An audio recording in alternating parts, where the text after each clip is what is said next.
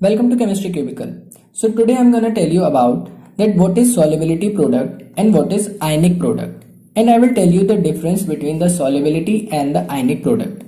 Now let's see what is solubility product. Now let's use the dissociation of sparingly soluble salt calcium hydroxide as an example. Since calcium hydroxide is little soluble in water, so we can write calcium hydroxide dissociates to form calcium 2 plus ions and the 2OH minus ion. So based upon this dissociation of calcium hydroxide, we can write the solubility product, or we can say the equilibrium constant, which is pretty straightforward since we know that the equilibrium constant is written as the concentration of the product raised to the power of their stoichiometric coefficient divided by the concentration of the reactant raised to the power of their stoichiometric coefficient.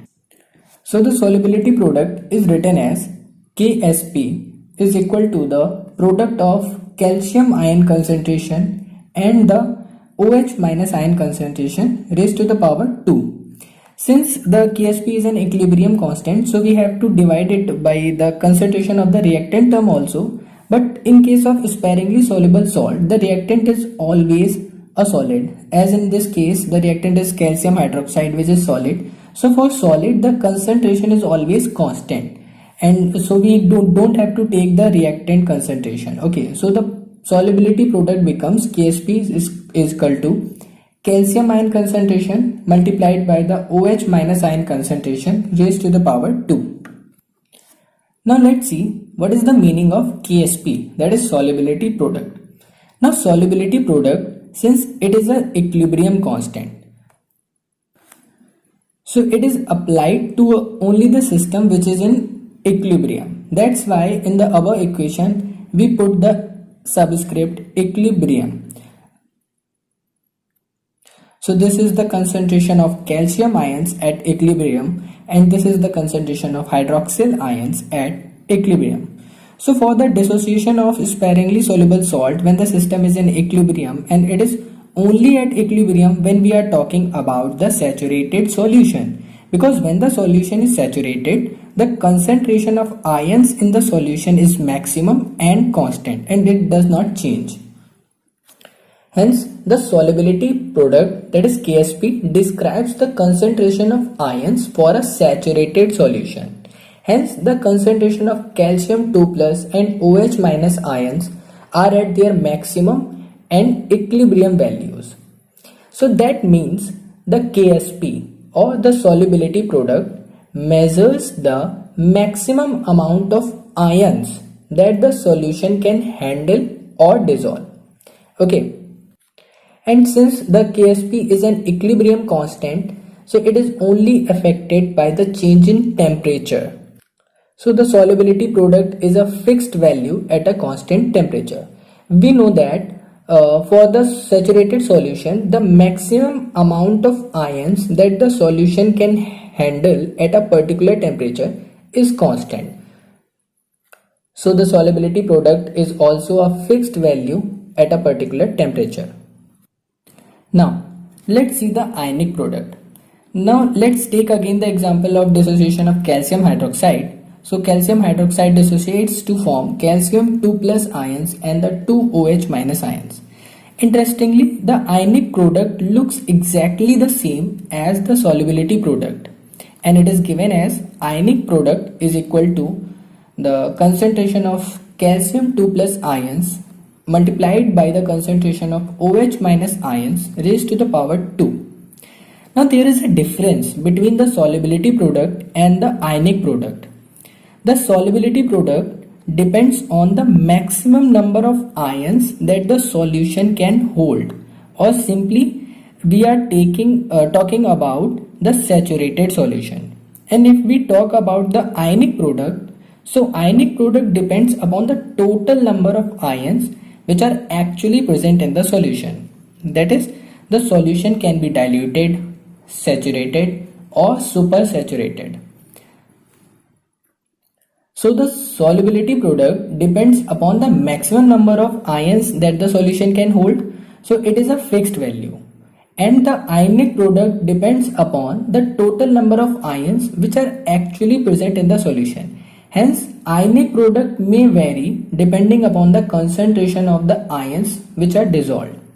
I know it seems to be a little difficult to understand right now, but I will give you an example by which you will definitely get the concept.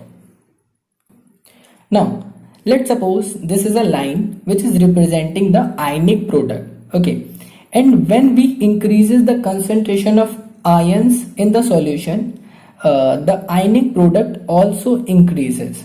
Since I have already told you that ionic product is a variable quantity and it may change with the change in the concentration of the ions.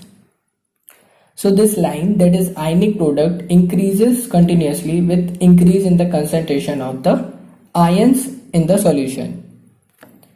Now, the solubility product Ksp will be a fixed point on this line, since I have already told you that the solubility product is a fixed value.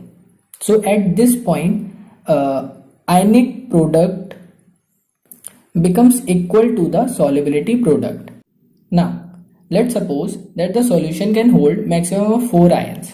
Now the region on the left side of this Ksp will be the region where the ionic product is less than the solubility product. So what does it mean? It means that the solution is having less than the 4 ions, and let's suppose it is having only 2 ions.